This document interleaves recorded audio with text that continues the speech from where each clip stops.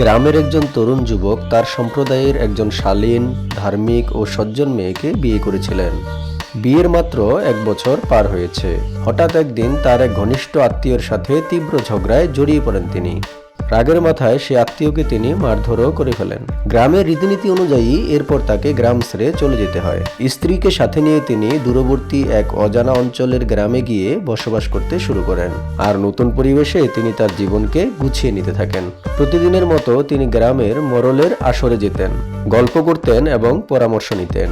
একদিন হঠাৎ মোড়ল তার বাড়ির পাশ দিয়ে যাওয়ার সময় প্রথমবারের মতো তার স্ত্রীকে দেখতে পান, ঠিক যেন একজন শালীন, রূপবতী ও গম্ভীর নারীর সম্মোহনী দৃশ্য।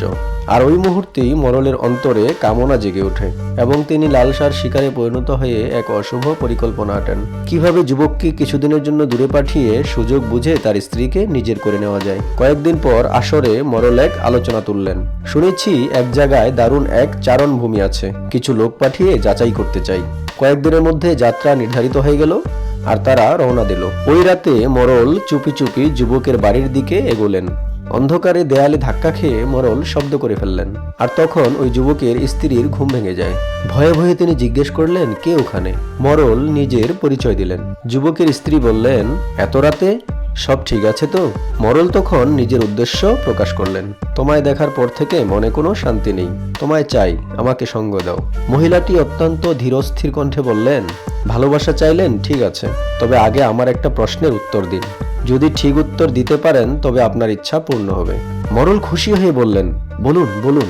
তখন যুবকের স্ত্রী জিজ্ঞেস করলেন, যেমন মাংস নষ্ট না হওয়ার ভয়ে আমরা লবণ ব্যবহার করি, তবে যদি লবণ নিজেই নষ্ট হয়ে যায় তাহলে কে তা পরিশোধন করবে? প্রশ্ন শুনে মোড়ল গভীর চিন্তায় ডুবে গেলেন। একদিন এক রাত পেরিয়ে গেল, কিন্তু কোনোভাবেই মোড়ল উত্তর খুঁজে পেলেন না।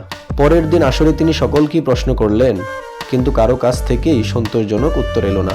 আসরের এক কোণে বসে থাকা এক বৃদ্ধ নীরবে মোড়লের দিকে তাকিয়েছিলেন। মোড়ল তাকে জিজ্ঞেস করলেন, আপনি কিছু বলছেন না কেন?